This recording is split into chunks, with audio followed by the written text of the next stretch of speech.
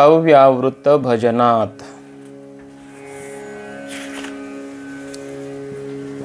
माऊलींच्या कृपेने नारद भक्ती सूत्राचं चिंतन सुरू आहे। त्यामध्ये हे 36वे सूत्र अव्यावृत्त भजनात। भक्ती कोणत्या साधनाने प्राप्त होईल हा विचार सुरू आहे। कर्म, ज्ञान, योग इत्यादी सर्व साधनाहून भक्ती श्रेष्ठ आहे। तस्मात् सायव ग्राह्या मुमुक्षुभिः, म्हणून मुमुक्षुने भक्तीचंच ग्रहण केलं पाहिजे असा मागे विषय होऊन गेला। तस्याः साधनानि गायन्त्याचार्याः, या भक्तीच्या साधनांचंही वर्णन महापुरुषांनी केलेलं आहे।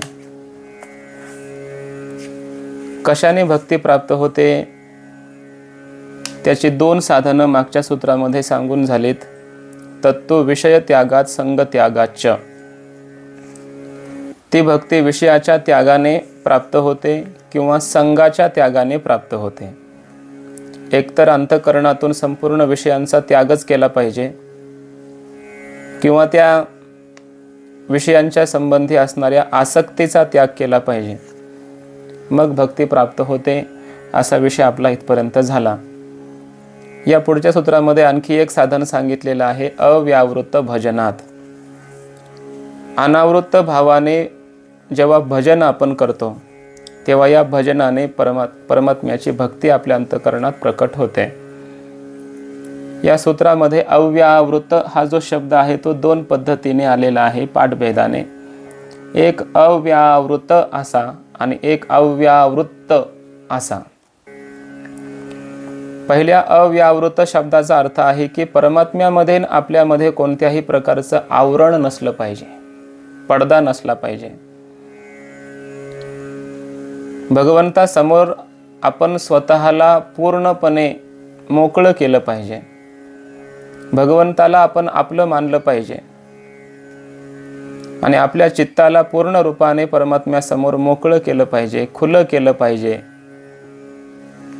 त्या चित्तामध्ये आपल्या कोणत्याही पदार्थाच्या संबंधाने आसक्ती नसली पाहिजे, कोणता प्रतिबंध, कोणती बाधा निर्माण झाली नाही पाहिजे। देवामध्ये ना आपल्यामध्ये दुसरं काही आलं नाही पाहिजे, याला म्हणायचं अव्यावृत्त।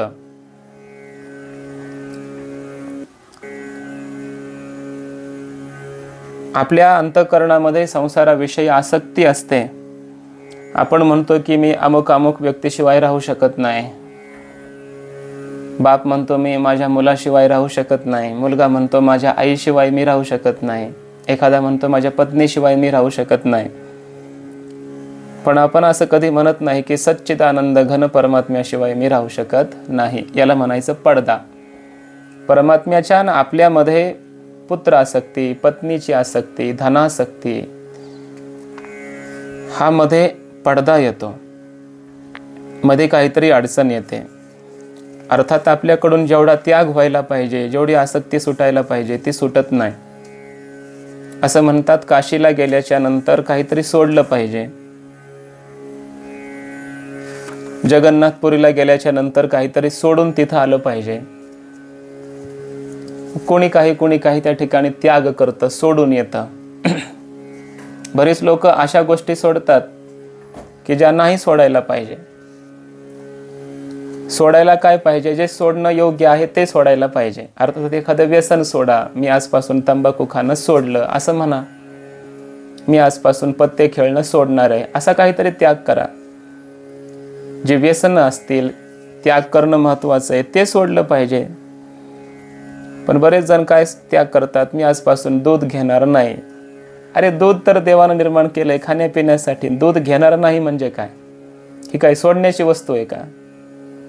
मी तूप खाणार नाही, मी दही खाणार नाही, मी ताक पिणार नाही, मी एखादं फळच खाणार नाही, मी केळीच खाणार, असं काहीतरी ज्या खायच्या महत्त्वाच्या वस्तू आहेत त्या सोडण्याचा संकल्प केला जातो। कोणी म्हणतं मी कद्दू खाणार नाही, मी भोपळा खाणार नाही। ज्या शरीरासाठी आवश्यक गोष्टी आहेत त्या खाणं, त्या सोडण्याचा का संकल्प करता?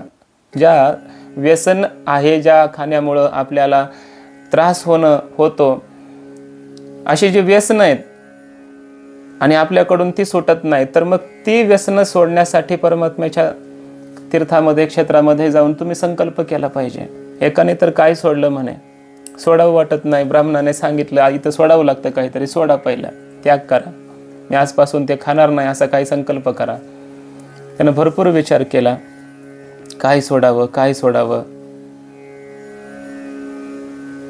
त्यानं विचार केला काशी फळ सोडावं, तर प्रायः गावाकडे त्याची भाजी केली जाते, मग सोडल्यानंतर मला ते खाता येणार नाही. दूध सोडावं तर ते मला पिता येणार नाही. काय सोडावं, त्यानं विचार केला आणि सांगितलं की आजपासून मी त्या औदुंबराची फळं खाणार नाही म्हणे. आणि तो पहिलंच खात नव्हता. आपण जे पहिलंच ग्रहण करत नाही त्यांना सोडण्यात काय अर्थ आहे. पण अशा गोष्टींना सोडलं पाहिजे की ज्यांच्या विषयीची आसक्ती अंतःकरणात निर्माण झालेली आहे आणि ते सोडणं गरजेची आहे. अशा गोष्टी सोडून भजन करणं याला म्हटलं जातं अव्यावृत्त भजनात.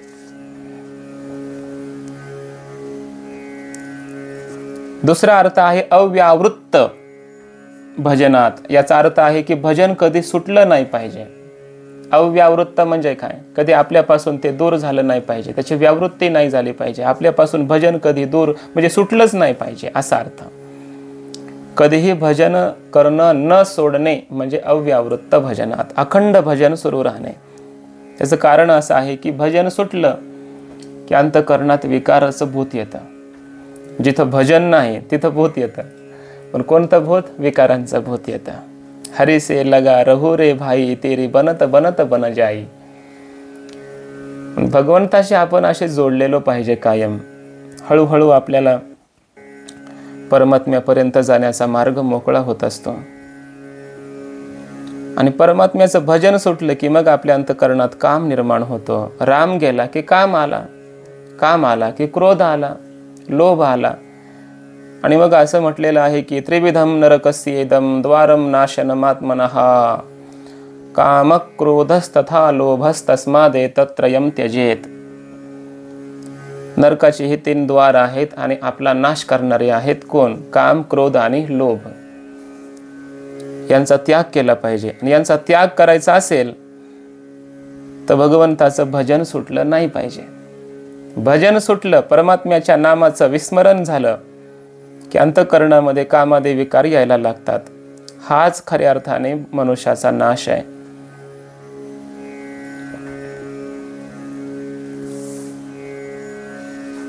म्हणून हे विकार अंतःकरणात येऊ नयेत असं वाटत असेल तर अखंड भगवंताचं भजन सुरू असलं पाहिजे. भज सेवायाम, रूपाचं चिंतन करणं, नामाचं चिंतन करणं, भगवंताच्या लीलांचं स्मरण चिंतन करणं. असं अखंड जेव्हा भजन आपलं सुरू असतं तेव्हा आपल्या अंतःकरणामध्ये भक्ती प्रगट होते. हे एक साधन झालं. आणखी काय, आता मागे 2 3 साधनं सांगून झाले. विषय त्यागात, संग त्यागाच आणि अव्यावृत्त भजनात 3 साधनं झाली. विषयाचा त्याग, संगाचा त्याग आणि अखंड भजन. 3 साधनं जरा अवघडच आहेत. पहिलं साधन हे कसं आहे, निषेध्य आहे, म्हणजे व्यतिरेकी आहे, सोडायचं आहे फक्त. विषयाचा त्याग किंवा संगाचा त्याग करायचा. मग हे त्याग करून करायचं काय, तर भजन करायचं. कसं करायचं, अव्यावृत्त करायचं, अखंड भजन करायचं. पण हे थोडं कठीणच आहे. पण संसार करता करता, व्यवहार करता करता भगवंताची भक्ती केली जाईल असं एखादं सोपं साधन आहे का. पुढच्या सूत्रामध्ये सोपं साधन सांगितलेलं आहे. लोकेपी भगवत गुणश्रवण कीर्तनात. लोकेपी म्हणजे लोकव्यवहार होत असताना, समाजामध्ये राहून, लोकांमध्ये राहून सुद्धा भगवंताच्या गुणांचं श्रवण आणि भगवंताच्या गुणांचं कीर्तन म्हणजे वर्णन करूनही अंतःकरणामध्ये भगवंताची भक्ती प्राप्त होते. भगवत गुणांचं श्रवण केलं पाहिजे आणि भगवत गुणांचं कीर्तन केलं पाहिजे. भगवान स्वतः म्हणतात, मद वार्ता यात यामानाम न बंधाय गृहामताहा. ज्या घरामध्ये माझी नित्य चर्चा सुरू राहते, माझं कीर्तन, भजन, श्रवण सुरू असतं, त्या घरामध्ये राहणं त्या भक्ताला बंधनाला कारण ठरत नसतं. कारण तिथं नित्य भगवंताची कथा होते. भगवंताला आपण कधी पाहिलं नाही, प्रत्यक्ष बघितलं नाही. म्हणून ज्याला प्रत्यक्ष बघितलं नाही आणि त्याच्यावर प्रेम करायचं आहे, त्याची भक्ती करायची, तर मग त्याचं श्रवण केलं पाहिजे. नियम असा आहे कि जिसे कभी देखा नहीं उससे अगर प्रीति करनी है तो उसके बारे में सुनना पड़ेगा. सुनने मात्र से उसमें प्रीति बन जाती है. रुक्मिणी मातेने काय केलं, कृष्णाला कधीही पाहिलं नव्हतं, पण तरी कृष्णावर प्रेम, कृष्णाचीच प्राप्ती करायची. काय केलं, कृष्णाचं श्रवण केलं, भरपूर गुणानुवादांचं श्रवण केलं, वर्णन ऐकलं भगवंताचं, आणि मग भगवंताविषयी प्रेम निर्माण झालं. कारण परमात्मा काय आहे, या कानाच्या बिळातून हृदयामध्ये प्रवेश करतात म्हणे, म्हणून ऐकलं पाहिजे. प्रविष्टः कर्णरंध्रेन स्वानां भाव सरोरुहं धुनोति शमलं कृष्णः सलिलस्य यथा शरत.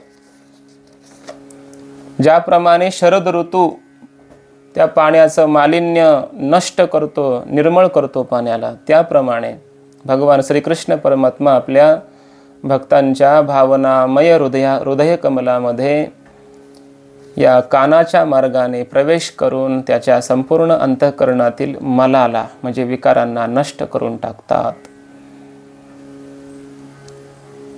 म्हणून श्रवण हे सर्वात सुलभ साधन आहे. श्रवण करताना काय अभ्यास करण्याची गरज नाही, काय नाही, ऐकायचं आहे फक्त. आणि ऐकत ऐकत तशी वृत्ती करायची, तुझेची गुणानुवाद ऐकेन मी कानी. आपल्या कानांनी भगवंताचं श्रवण केलं पाहिजे आणि आपल्या वाणीने भगवंताचं कीर्तन केलं पाहिजे, वर्णन केलं पाहिजे. कीर्तन सुद्धा कसं असावं, कीर्तन म्हणजे मनाचं रंजन नाही. कीर्तन म्हणजे मनाचं रंजन नसून आपल्या मनाला सद्भावाचं, देहाला सत्कर्माचं आणि बुद्धीला सद्विचारांचं धन प्रदान करणारं साधन आहे. म्हणून जेणेकरुणी मूर्ती ठसावी अंतरी श्रीहरीची, ऐसी कीर्तन मर्यादा आहे संतांच्या घरची. परमात्म्याची मूर्ती अंतकरणामध्ये ठसावी, भगवंताचं विषयी प्रेम निर्माण व्हावं, संसाराविषयी वैराग्य निर्माण व्हावं, परमात्म्याचं ज्ञान प्राप्त व्हावं, अज्ञान निवृत्त व्हावं. अशा प्रकारचं वर्णन कीर्तनातून झालं पाहिजे आणि अशाच प्रकारचं श्रवण कीर्तनातून श्रोत्यांनी केलं पाहिजे. ही वारकरी संप्रदायाची परंपरा आहे. लोकेपी भगवत गुण श्रवण कीर्तनात. नारद महर्षी हेच सांगतायत की भगवंताचे गुणानुवाद ऐका आणि भगवंताचेच गुणानुवाद कीर्तनातून गान करा, वर्णन करा. त्यामुळे अंतःकरणामध्ये भक्ती निर्माण होत असते.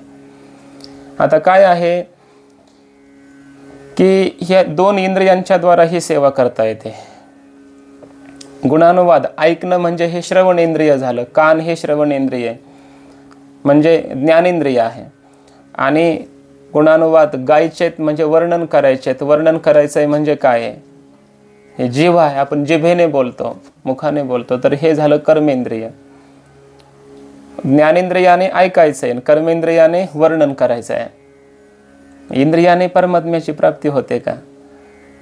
इंद्रिय तरीही काय काय असतात, क्रियाजनक आहे कर्मेंद्रिय, ज्ञानजनक आहे ज्ञानेंद्रिय. इंद्रियाने परमात्म्याची भक्ती अंतःकरणामध्ये प्रकट होते का, परमात्म्याची प्राप्ती होते का? कारण जे जे वर्णन करणं म्हणजे कर्म झालं, ऐकणं सुद्धा कर्म झालं.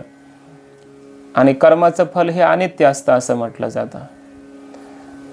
स्वर्गफल वगैरे आणि अनित्य आहे. तसं मग ऐकणं हेही कर्मच आहे, वर्णन करणं हेही कर्मच आहे. मग कर्माने प्राप्त होणारी परमात्म्याची भक्ती ही अनित्य आहे का? कर्माने प्राप्त होणारा परमात्मा अनित्य आहे का? एक शंका. याचं उत्तर हे आहे की निर्गुण ब्रह्माच्या संबंधाने इथं वर्णन चाललेलं नाही आहे, सगुण ब्रह्माच्या संबंधानं सुरू आहे. आपण निर्गुण ब्रह्माचं वर्णन केलं तर ते निर्गुण ब्रह्माला ऐकू जात नाही. निर्गुण ब्रह्माचं श्रवण केलं तर निर्गुण ब्रह्माला कळत नाही की हा माझ्याविषयी ऐकतोय म्हणून. इथं वर्णन चाललंय सगुण ब्रह्माचं. सगुण ब्रह्माचं वर्णन केलं कळतं त्याला. सगुण ब्रह्माचं आपण श्रवण केलं कळतं त्या सगुण ब्रह्माला, देवाला, ईश्वराला की माझ्याविषयी हा श्रवण करतोय.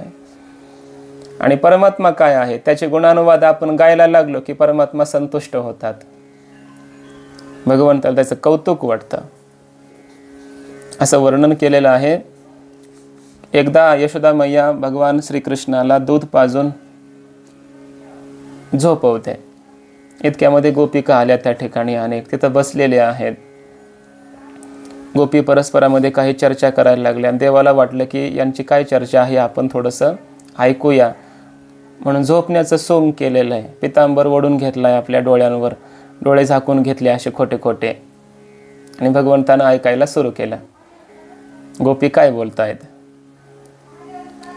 आता कृष्णाकडे आल्याच्या नंतर दुसरी चर्चा थोडीच होणार आहे. त्या गोपी एकमेकामध्ये बोलतायत, बघ ना तो नंदनंदन कृष्ण किती गोड दिसतोय, त्याचं रूप कसं मनमोहन आहे, कृष्ण कसा हसतोय, त्याचं सौंदर्य कसं आहे, कृष्णाचं बोलणं किती गोड असतं, ऐकतच राहावं वाटतं. गोपींना वाटतंय कृष्ण झोपलाय, त्याच्याविषयी मोकळं असं स्तवन सुरू आहे, वर्णन सुरू आहे. आणि इकडं कृष्णाला गुदगुल्या व्हायला लागल्या ना, देवाच्या अंगावर रोमांच उभे राहायला लागले. वर्णन असं केलंय की भगवंताने डोळे असे झाकून घेतलेत, सोंग करतायत झोपण्याचं, पण बळजबरीनं डोळे झाकून सुद्धा देवाचे नेत्र असे आपोआप खुलायला लागलेत, कारण देवाला ते गोपींचं रूप बघावं वाटायला लागले. या गोपी कुठं बसल्यात, काय बोलतायत, त्या गोपींकडे बघण्याची इच्छा भगवंताला होते. डोळे उघडले की पुन्हा झाकून घ्यावेत, पुन्हा हळूच उघडून बघावं. म्हणजे इतका परमात्मा आनंदी होतो, संतुष्ट होतो त्याचं वर्णन केल्याच्या नंतर. म्हणून गुण कीर्तनात, म्हणून भगवंताच्या गुणांचं कीर्तन करा, परमात्मा संतुष्ट होतात, आपल्यावर खुश होतात, आनंदी होतात, प्रसन्न होतात. आणि भगवंताचं गुणानुवाद जर आपण श्रवण केले, ऐकले, तर स्वतः परमात्मा त्या श्रवणातून, त्या शब्दातून आपल्या अंतःकरणामध्ये प्रविष्ट होतात.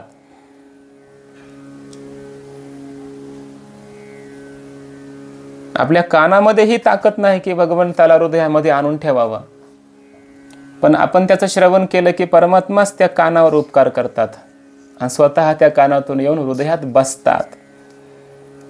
ज्ञानेंद्रिय असो, कर्मेंद्रिय असो, ही क्रिया असो, यांच्यामध्ये ताकद नाहीये परमात्म्याला आकर्षित करण्याची. त्या भावामध्ये ताकद आहे, त्या प्रेमामध्ये ताकद आहे, परमात्मा आकर्षित होतात. चैतन्य महाप्रभूंनी असं म्हटलंय की आपले नेत्र भगवंताच्या रूपाचं दर्शन करण्यामध्ये समर्थ नसतात.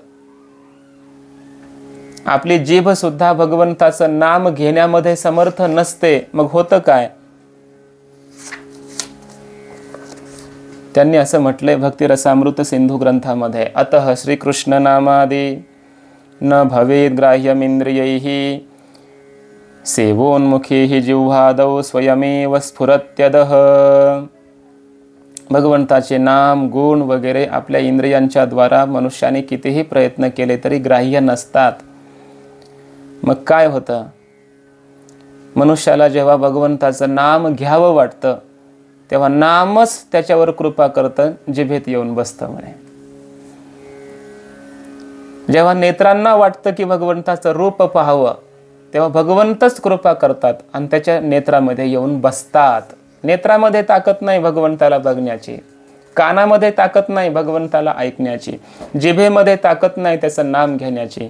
परमात्माच कृपा करतात आणि नामरूपाने त्याच्या जिभेवर नामावतार घेतात.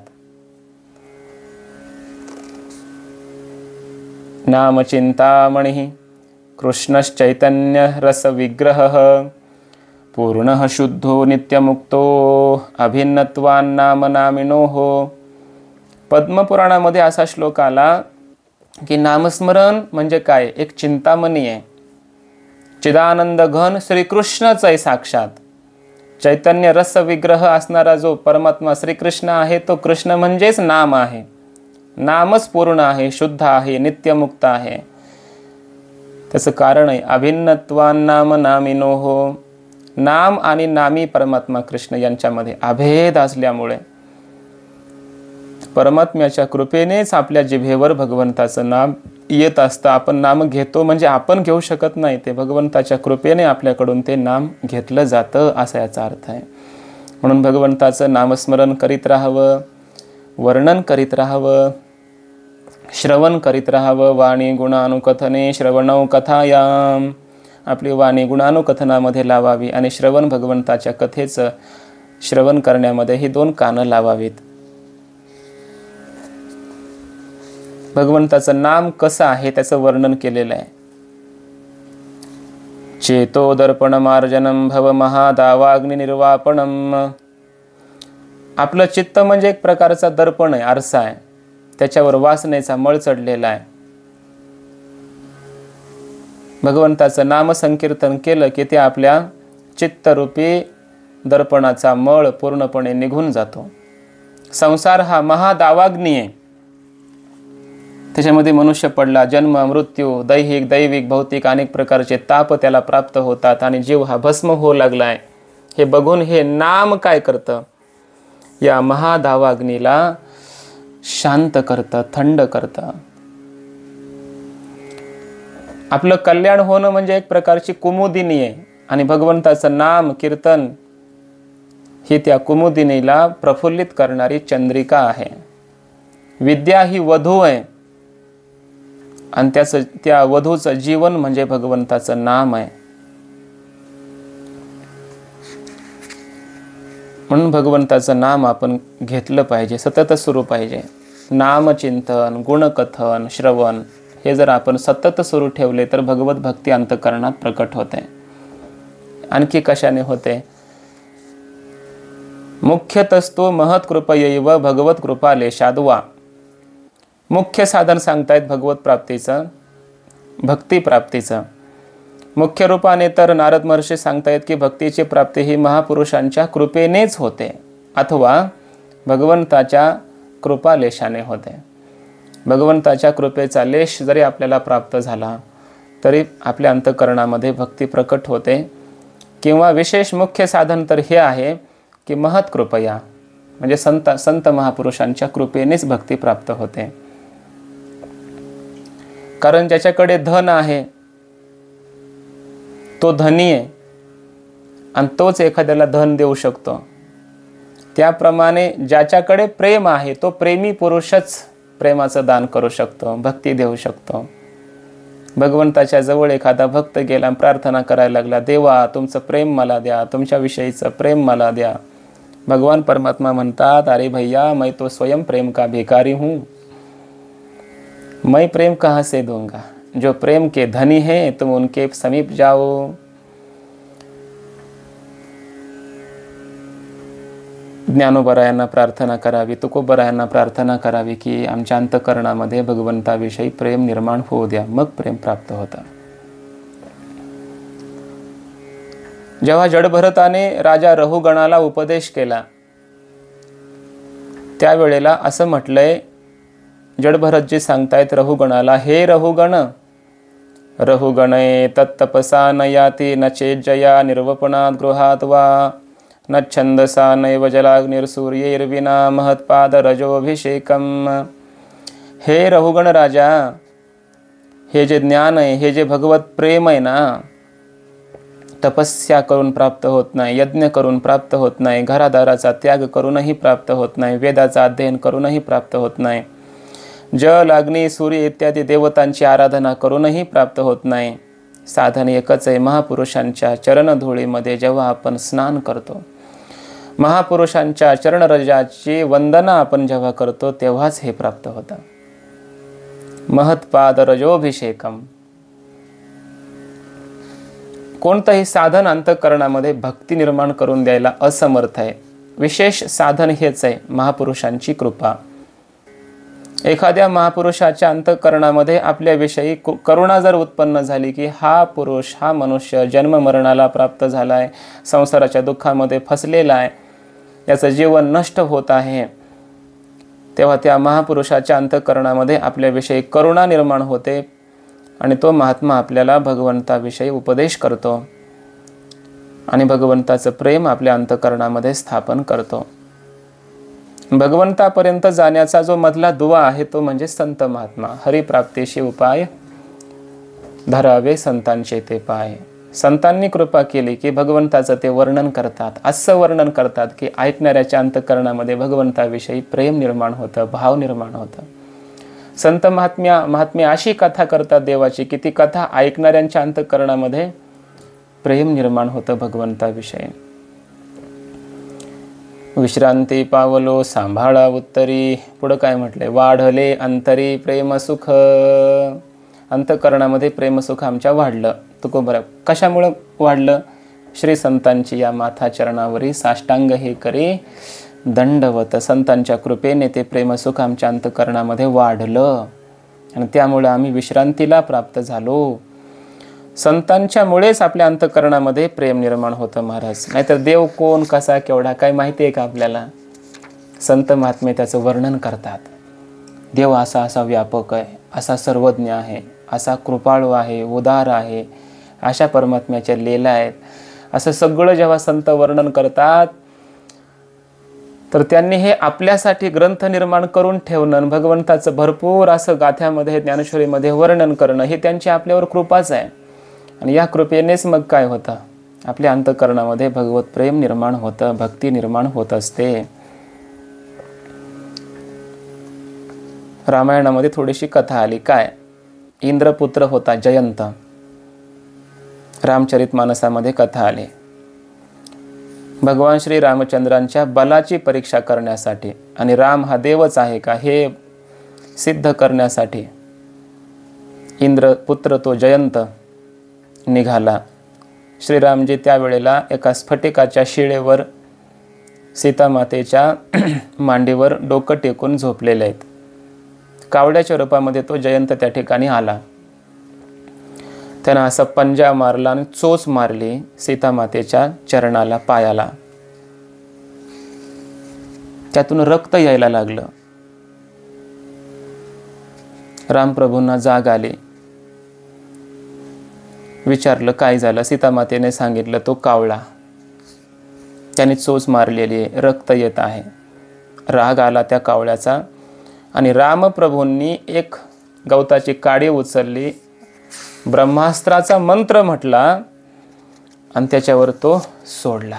अर्थात ते एक प्रकारे ब्रह्मास्त्र सोडलं. तो बाण त्या कावळ्याच्या मागे लागला. तो जयंत इंद्राजवळ गेला. इंद्रानं सांगितलं मी वाचवू शकत नाही. ब्रह्मदेवाकडे गेला. ब्रह्मदेव म्हटले मी वाचवू शकत नाही.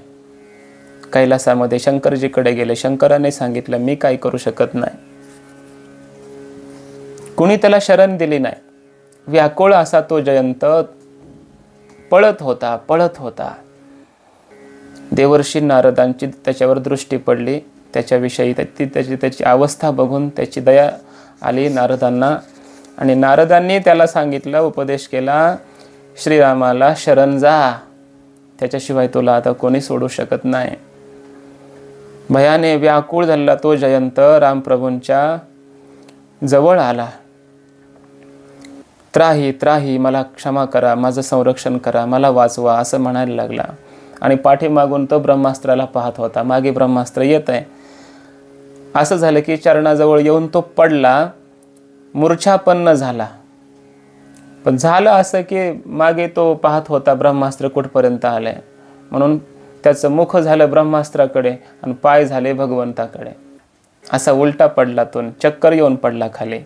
सीतामातेला ध्यानात आला. आता रामप्रभूंना तर क्रोध अनावर झालेला होता. ते शरण देत नव्हते, पण सीतामाता संत आहे. सीतामातेच्या अंतःकरणामध्ये दया निर्माण झाली आणि सीतामातेने काय केलं? त्या कावळ्याचे जे मस्तक आहे ते भगवंताच्या चरणावर ठेवलं आणि पाय जे आहेत ते मागं केले आणि मग भगवान परमात्म्याच्या अंतःकरणामध्ये त्याच्याविषयी दया निर्माण झाली आणि ब्रह्मास्त्रापासून त्याला वाचवलं. म्हणजे परमात्म्यापर्यंत येण्यासाठी आणि परमात्म्याचीही कृपा आपल्यावर व्हायची असेल तर अगोदर संतांची कृपा व्हायला पाहिजे, नाहीतर कोणी वाचवू शकत नाही आपल्याला. साधूने स्वीकार केला की देवही स्वीकार करतो आणि साधूने जर स्वीकार केला नाही तर देवही स्वीकार करू शकत नाही. म्हणून संतांची कृपा झाली तरच आपल्या अंतःकरणामध्ये हे भगवत प्रेम निर्माण होतं. किंवा काय व्हायला पाहिजे, भगवत कृपालेशाद वा, भगवंताचा कृपालेश प्राप्त झाला की मग भक्ती आपल्याला प्राप्त होते. भगवंताकडे अनंत शक्ती आहे, पण त्या सर्व शक्तीमध्ये कृपा शक्ती सर्वोपरी आहे, सर्वश्रेष्ठ आहे परमात्म्याकडे. आणि परमात्मा प्रभू आहे, जगाचा मालक आहे. एतावान ही प्रभोर अर्थो यद्दीन परिपालनम. प्रभू या शब्दाचा अर्थ एवढाच आहे, दीनजनांचं पालन करतो तो प्रभू. परमात्मा प्रभू आहेत म्हणून आपल्या भक्तांचं तो पालन करतो. कृपा हा परमात्म्याचा स्वभाव आहे. ज्याप्रमाणे अग्नीचा स्वभाव आहे दाह करणे, त्याप्रमाणे परमात्म्याचा स्वभाव आहे दया करणे. आपण त्याला नाही ओळखलं तरी परमात्मा आपल्यावर कृपाच करतो. परमात्म्याची जर सदैव आपल्यावर कृपाच होत आहे तर मग आपल्याला विपत्ती, कष्ट हे सगळ्या गोष्टी का होतात, त्रास का होतो, दुःख का होतं आपल्याला? त्याची कृपा सर्वांवर होते. तर त्याचं उत्तर आहे की एखादी आई आपल्या मुलाला जेव्हा स्नान घालत असते, साबण लावते, तेव्हा तो जो मुलगा असतो, बाळ असतं, ते रडत असतं, त्याला कष्ट होतात, त्रास होत असतो. परंतु तरीसुद्धा ती आई त्याला स्नान घालते. मग हे स्नान घालणं काय आहे? मुलासाठी रडणं जरी असलं तरी त्या मुलावर केलेली कृपाच आहे. का? त्याचा मळ दूर करायचा आहे, त्याला स्वच्छ करायचं आहे. एखादा डॉक्टर काय करतो, एखाद्या पेशंटला सुरी हातामध्ये घेऊन ऑपरेशन करतो, त्याचे पोट चिरतो. मग तो काय निर्दयी आहे का? नाही, याचा रोग दूर करायचा आहे, ही दया पाठीमागे असते. त्याप्रमाणे जीवांना शुद्ध करण्यासाठी, त्याचं मळ दूर करण्यासाठी, विकारातून घालवण्यासाठी, वैराग्य प्राप्त करून देण्यासाठी कधी कधी परमात्मा काय करतात, त्याच्यावर अनेक कष्ट, विपत्ती, क्लेश देऊनही परमात्मा त्या भक्तावर, साधकावर किंवा त्या जीवावर कृपाच करीत असतात, असा याचा अर्थ आहे. एका महापुरुषाने या संबंधी दृष्टांत दिलेला आहे की एक सज्जन होता.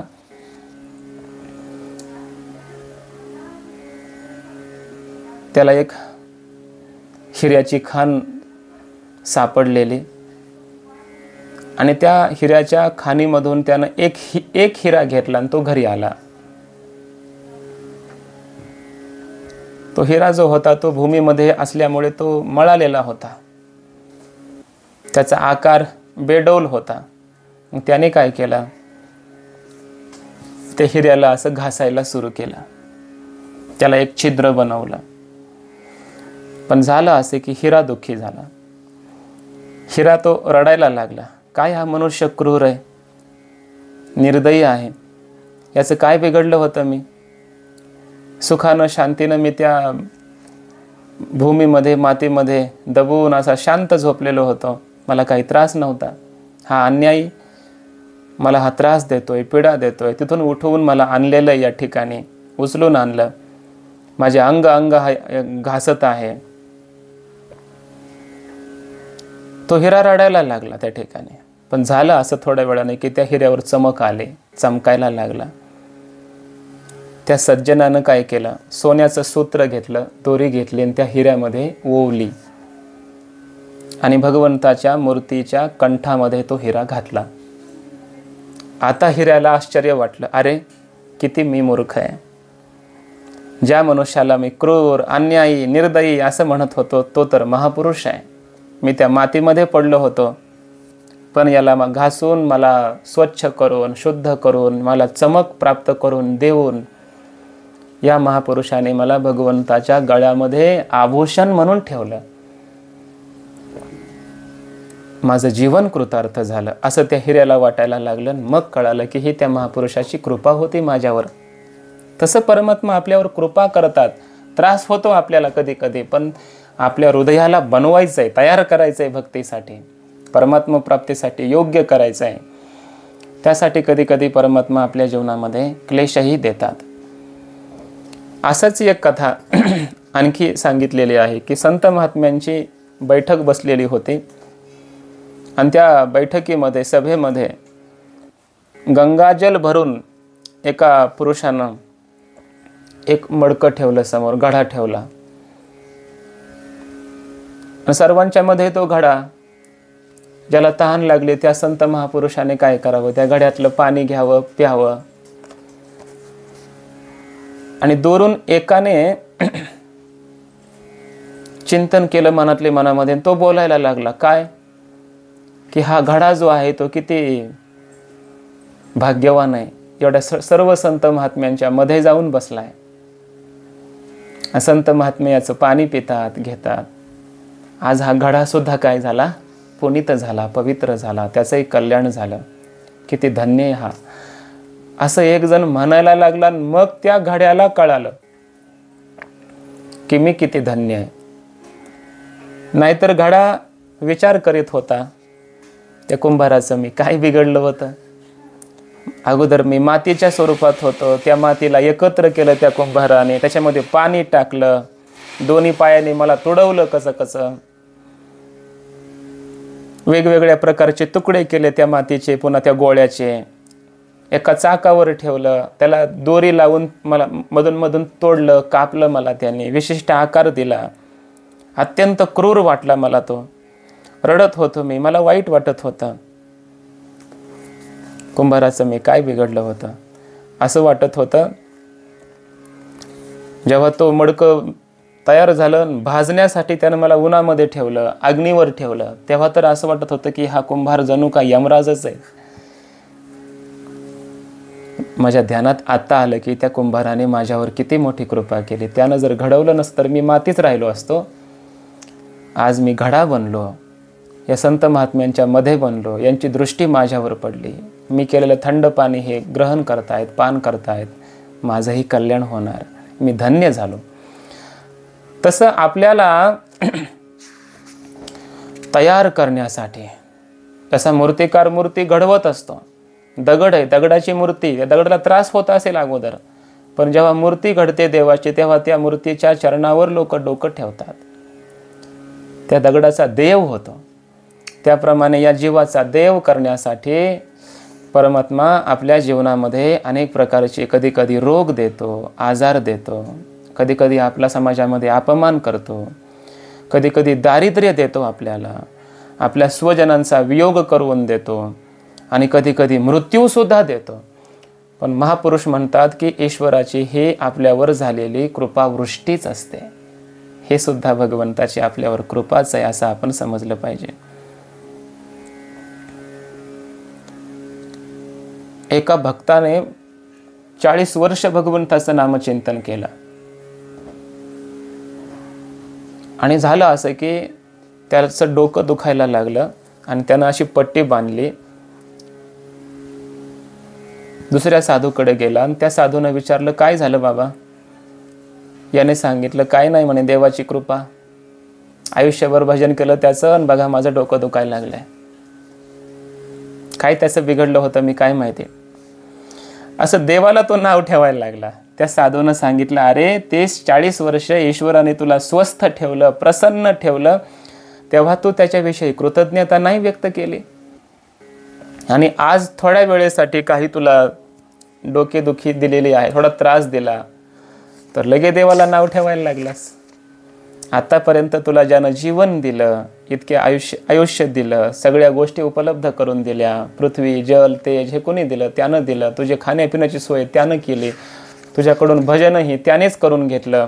ही त्याची सगळी कृपा होती. कृतज्ञता कधी व्यक्त केली नाहीस, आणि आज थोडंसं डोकं दुखायला लागलं की पट्टी बांधून प्रदर्शन करायला लागलास आणि सांगायला लागलास की देवानं हे सगळं केलं.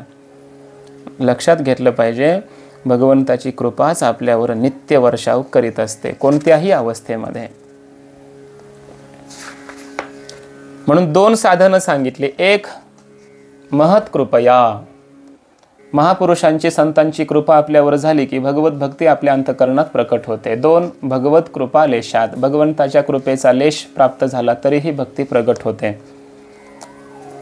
महापुरुषाचा संग त्यामध्ये सर्वश्रेष्ठ आहे. भगवंताच्या कृपेपेक्षाही महापुरुषाची कृपा ही श्रेष्ठ आहे. भागवतामध्ये श्लोक आला, न रोधयति माम योगो न सांख्यम धर्म एवच न स्वाध्यायस्तपस्त्यागो नेष्टापूर्तम न दक्षिणा व्रतानि यज्ञश्छन्दांसि तीर्थानि नियमा यमाः यथा वरुंधे सत्संगः सर्वसंगापहो हि माम. याचा अर्थ असा आहे, मला योग, ज्ञान, धर्म प्राप्त करून देऊ शकत नाही. जप, तप, त्याग, इष्टापुरतं हे कर्म माझ्यापर्यंत आणून पोहोचवू शकत नाहीत, मला थांबवू शकत नाहीत. व्रत, यज्ञ, वेदाध्ययन, तीर्थाटन, यम, नियम यांचं पालन केलं तरी सुद्धा मी वश होत नाही. मग कसा वश होतो? सर्व आसक्तींना दूर करून देणारा सत्संग जेव्हा प्राप्त होतो एखाद्या साधकाला, तेव्हा मी वश होतो, तेव्हा मी प्राप्त होतो. सत्संगानेच परमात्मा प्राप्त होतात. मग संतांच्या संगतीमध्ये देवाची भेट आहे. हे कलिया भाव बळे कै सापडे तो काळे, परे संतांची मेळे उभा ठाके हाकेशी. संतांच्या संगतीमध्ये हाक दिल्याबरोबर परमात्मा येऊन उभाच राहतो म्हणे. म्हणून परमात्म्याच्या प्राप्तीसाठी किंवा भगवत भक्तीच्या प्राप्तीसाठी महापुरुषांचा संग हे सर्वश्रेष्ठ साधन या ठिकाणी सांगितलं आहे. मग त्यांचा संग प्राप्त करायचा आहे तर ठीक आहे, करूया. मिळेल का आम्हाला? नारद महर्षी पुढे सांगतायत की दुर्लभ आहे. महत्संगस्तु दुर्लभो अगम्यो अमोघश्च. महापुरुषांचा सत्संग प्राप्त होणं अत्यंत दुर्लभ आहे. मिळालाच तो सत्संग तर कळणं कठीण आहे, साधू महात्मा समजणं कठीण आहे. आणि साधू महात्मा कळालाच तर अमोघ, त्यांचा सत्संग कधीही वाया जात नाही, त्याचं फळ प्राप्तच होतं.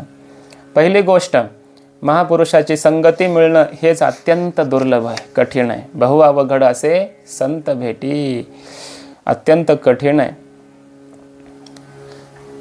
संतांनी तर असं वर्णन केलेलं आहे, एक वेळ आपल्याला चंद्रामृत सुखानं सेवन करता येईल, आपल्याला समुद्राचं उल्लंघन करता येईल.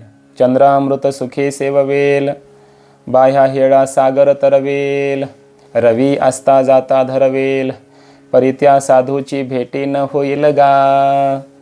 बहु अवघड, अत्यंत कठीण आहे साधूची भेट होणं. म्हणून तर देवाला प्रार्थना करावी लागते.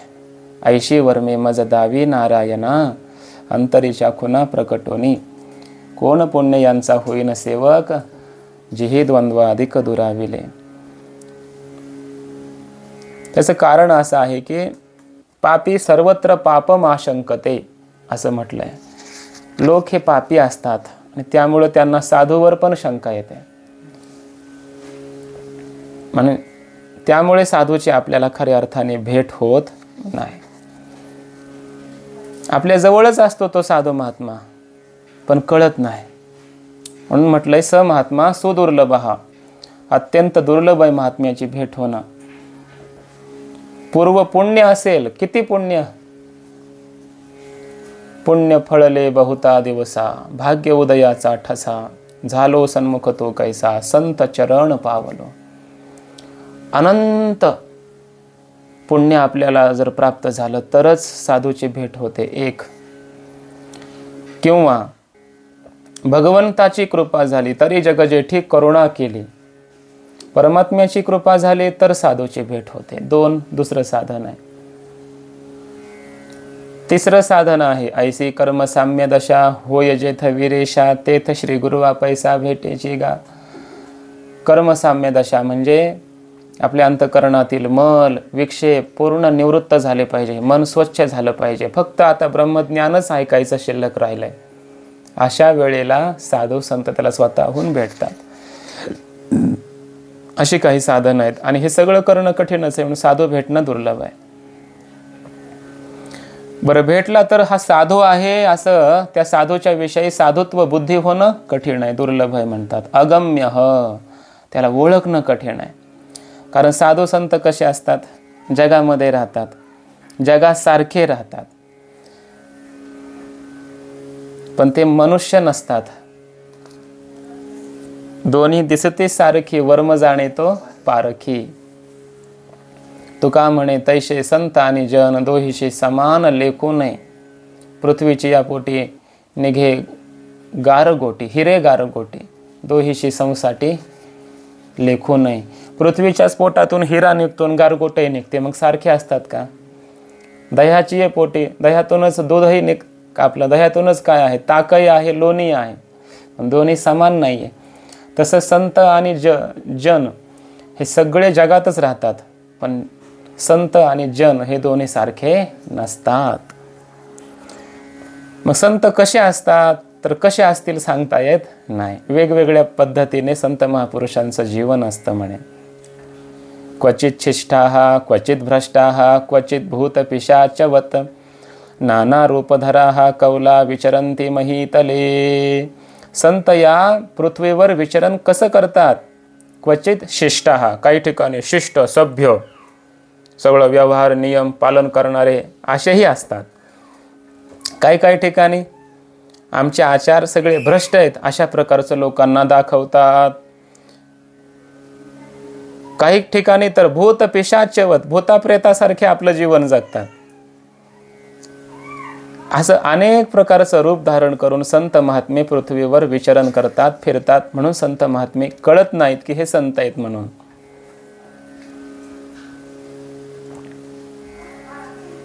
अमृतसर आणि या ठिकाणी असणारे जे गुरुद्वार, त्या गुरुद्वाराच्या समोर, त्या सुवर्ण मंदिराच्या समोर घडलेली घटना अखंडानंद स्वामीजींनी सांगितली आहे की एक पंडितजी होते. त्या मंदिराच्या समोर, सुवर्ण मंदिराच्या समोर काही ताडपत्री चटई वगैरे आतरायचे, बसायचे आणि त्या ठिकाणी शास्त्रीय ग्रंथ शिकवायचे विद्यार्थ्यांना. काही लोकांना, लोक येऊन बसायचे, काही विद्यार्थी पाठ ऐकायचे. आणि तिथंच एक 8-10 वर्षापासून एक मनुष्य पागलासारखा बसलेला, वेड्यासारखा शेजारी बसून तो आपलं पाठ ऐकायचा. पंडितजींना एकदा असं झालं, एका पंक्तीचा अर्थ कळेना, लागच ना अर्थ, याचा अर्थ काय असेल समजेना. थोडासा वेळ मध्ये जायला लागला, विचार करायला लागले. आणि एकाएकी तो जो पागलासारखा बसलेला जो मनुष्य होता तो मध्येच बोलला, संस्कृतमधून बोलला पुन्हा, आणि त्या पंक्तीचा अर्थ सांगितला. अद्वैत सिद्धी सुरू होती, सामान्य ग्रंथ नव्हता. अद्वैत सिद्धी शिकवत होते महात्मा ते पंडितजी. आणि त्या ग्रंथातल्या एका पंक्तीचा अर्थ लागत नाही म्हणून त्या मनुष्यानं एकदम मध्ये बोलले आणि संस्कृतमधून बोलून त्या पंक्तीचा अर्थ सांगितला. सगळ्यांना आश्चर्य वाटलं. विचार करतायत, आजपर्यंत आपण ज्यांना वेडं समजत होतो, पागल समजत होतो, वेड्यासारखा हा बसतोय शेजारी ऐकतोय हा पाठ आपला शांत बसून, हा तर मोठा विद्वान निघाला, महात्मा निघाला. आणि सगळे लोक त्या महात्म्याचे दर्शन करण्यासाठी धावले. अरे अरे, आमच्याकडून चूक झाली, हा संत आहे, हा महात्मा आहे. ध्यानात आलं आणि त्या महात्म्याने एकच वाक्य बोलला, आज मेरा प्रारब्ध बिगड़ गया था इसलिए जो मैं बोल बैठा. बोलत नव्हतो आजपर्यंत, आज प्रारब्ध बिघडलं आमचं, आज उगाच बोलून बसलो. स्वामीजींनी असं वर्णन केलंय, नगर छोडकर ही कहीं चला गया. त्या क्षणी त्यानं ते नगर सोडलं, दुसरीकडे कुठं निघून गेला माहिती नाही. असे संत महात्मे असतात, कळत नाहीत. आणि अशा संत महात्म्यांचं दर्शन झालं, संगती घडली, हे संत आहेत हे कळालं, तर मग त्यांची ती संगती व्यर्थ सुद्धा जात नाही. काय होतं म्हणे त्यांच्या संगतीमध्ये? वराह उपनिषदामध्ये श्लोक आला, यस्यानुभव पर्यंता बुद्धिस्तत्वे प्रवर्तते तद्दृष्टिगोचरा सर्वे मुच्यन्ते सर्व पातकैः खेचरा भोचरा सर्वे ब्रह्मविदृष्टिगोचराः सद्य एव विमुच्यन्ते कोटिजन्मार्जितैरघैः. ज्याची बुद्धी परमात्म्याच्या अनुभवामध्ये आहे, स्थिर झालेली आहे, अशा संत महापुरुषाची दृष्टी ज्याच्यावर पडते तो सर्व पातकातून मुक्त होतो. अशा ब्रह्मवेत्या संत महात्म्याची दृष्टी आज जर आपल्यावर पडली तर समोरचा खेचर असो, भूचर असो, स्थावर असो, एखादा वृक्ष असो, आणि करोडो जन्मांचं पाप जरी त्याचं असलं तरी सुद्धा तो त्या पापराशीतून मुक्त होऊन जातो. मग त्या संत महात्म्यांच्या शरणागतीमध्ये जो राहतो, संगतीमध्ये जो राहतो, तो मुक्त होईल, यात नवल काय. श्रीमद भागवतामध्येही असा श्लोक आला, संतो दिशन्ति चक्षुंषि बहिरर्कः समुत्थितः देवता बांधवा संतः संत आत्मा हमेव च.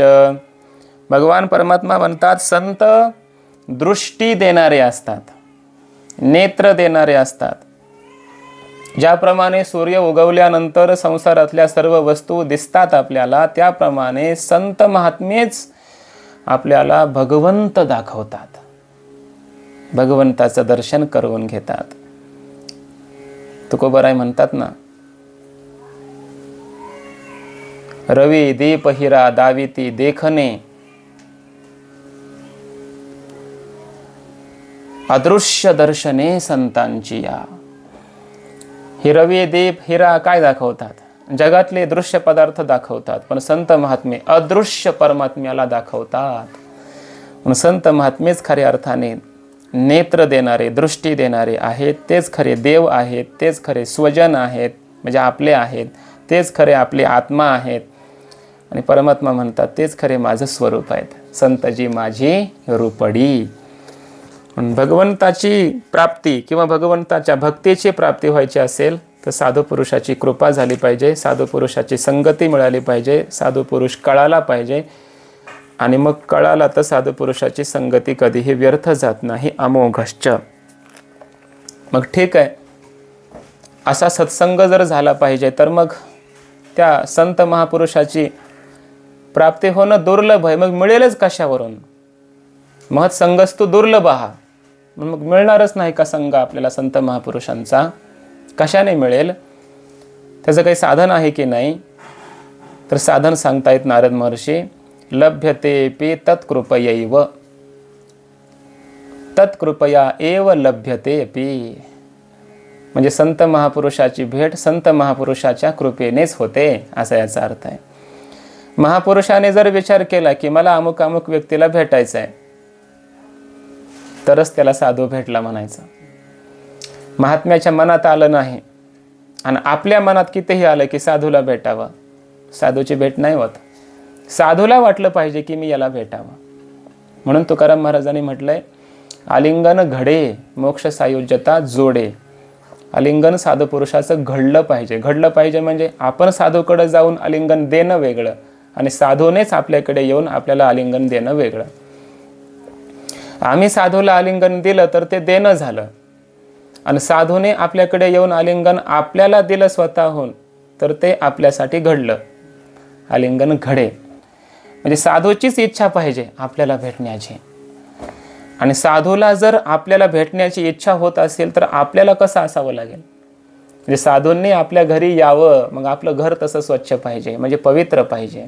आपल्या घरामध्ये भगवंताचे गुणानुवाद पाहिजे, कीर्तन पाहिजे, भजन पाहिजे, चिंतन पाहिजे. आपल्याकडून नामस्मरण तेवढं पाहिजे. साधूच्या आवडीचे आपण बनलो पाहिजे. मग साधू स्वतःहून आपल्याकडे येईल.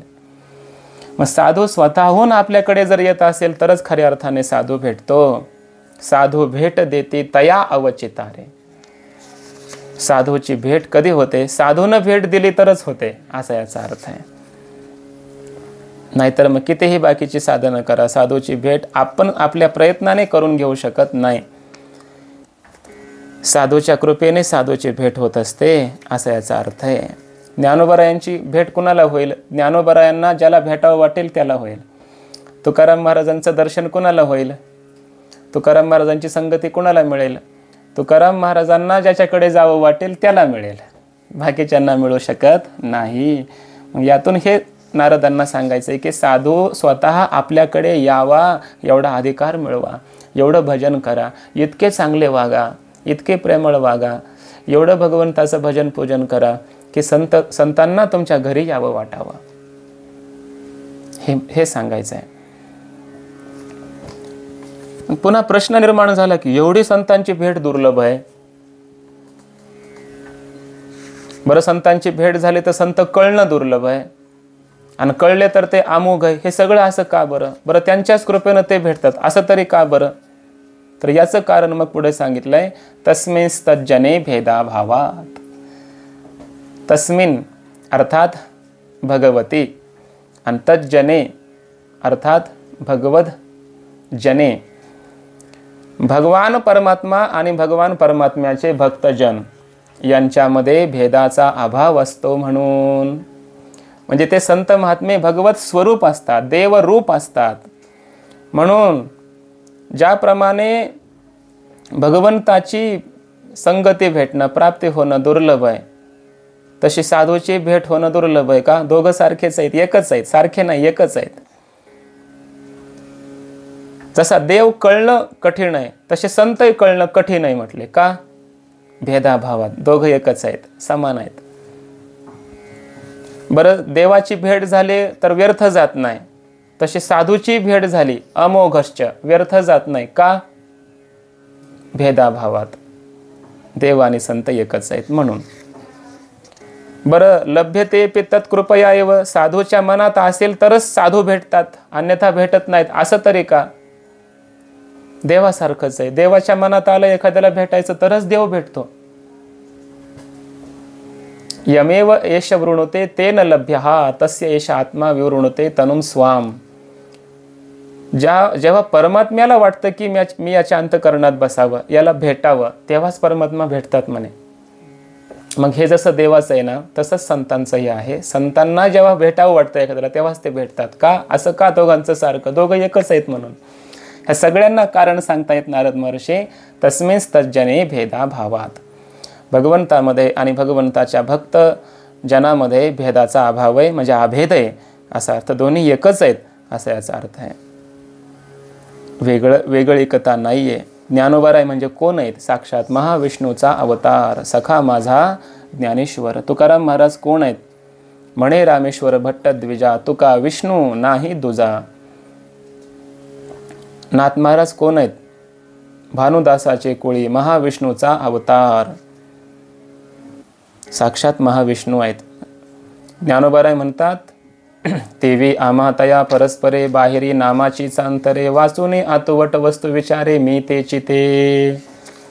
देव आणि संत एकच आहे. देवते संत, देवते संत निमित्त त्या प्रतिमा. तस्मिंच तज्जने भेदाभावात. एकांगी दोन्ही झाले हे निर्माण, देवभक्तपण स्वामी सेवा. भागवतामध्ये परमात्मा म्हणतात, साधवो हृदयम मह्यम साधूनाम हृदयम त्वहम मदन्यते न जानन्ते नाहम तेभ्यो मनागपी. साधू माझं हृदय आहे आणि साधूंचं हृदय मी आहे. मला सोडून ते दुसरं काही जाणत नाहीत आणि मी सुद्धा त्यांना सोडून दुसरं काही जाणत नाही, असं परमात्मा भागवतात बोलतात. महाभारतात तर कथा आली की एक दिवस धर्मराज युधिष्ठिर रात्रीच्या वेळेला भगवान श्रीकृष्णाच्या शिबिरामध्ये गेले. त्यांनी पाहिलं भगवान श्रीकृष्ण आसन लावून शय्येवर बसलेले आहेत, स्थिर बसलेत, ध्यानस्थ बसलेत, ध्यान करायलेत. बघितलं, थोडा वेळ थांबले युधिष्ठिर आणि जेव्हा भगवंतांचं ध्यान समाप्त झालं, भगवंताला विचारलं युधिष्ठिर धर्मराजाने, हे परमात्मन, आपण तर स्वतः कृष्ण आहात, साक्षात परब्रह्म आहात आणि तन्मयतापूर्वक आपण कोणाचं ध्यान करत होतात? आपल्यासाठी अशी ध्येय वस्तू काय आहे? भगवान श्रीकृष्णाने सांगितलं, त्या कुरुक्षेत्रावर तिकडे शरशय्येवर पितामह भीष्मजी माझं ध्यान करतायत आणि म्हणून मी सुद्धा त्या गंगानंदन पितामह भीष्मांचं ध्यान करतोय. मी परमात्मा भक्ताचं ध्यान करतात. ते आमुचे निधी निधा काय, ते आमुचे देवतार्चन. 12व्या अध्यायामध्ये ज्ञानोबाराय म्हणतात, परमात्मा बोलतोय की ते भक्त म्हणजे माझी देवता आहेत आणि मी माझ्या भक्तांचं काय करतो? ध्यान करतो. कारण परमात्म्याच्या हृदयामध्ये संत आहेत आणि संतांच्या हृदयामध्ये देव आहे, म्हणून ते दोन्ही एकच आहेत. मुळातही स्वरूपाने संत आणि देव एकच असतात. म्हणून नारद महर्षी सांगतायत, तदेव साध्यताम तदेव साध्यताम. महापुरुषांचा संगच तुम्ही प्रयत्नपूर्वक साध्य करा. महापुरुषांच्या संगतीमध्येच राहून तुम्ही साधना करा. तदेव साध्यताम. महापुरुषांच्या संगतीमध्येच राहा असं द्विवार सांगितलंय. म्हणजे अत्यंत ही महत्त्वाची गोष्ट आहे म्हणून दोनदा सांगितलं. तदेव साध्यताम तदेव साध्यताम, दोनदा. का? अत्यंत महत्त्वाचं आहे म्हणून.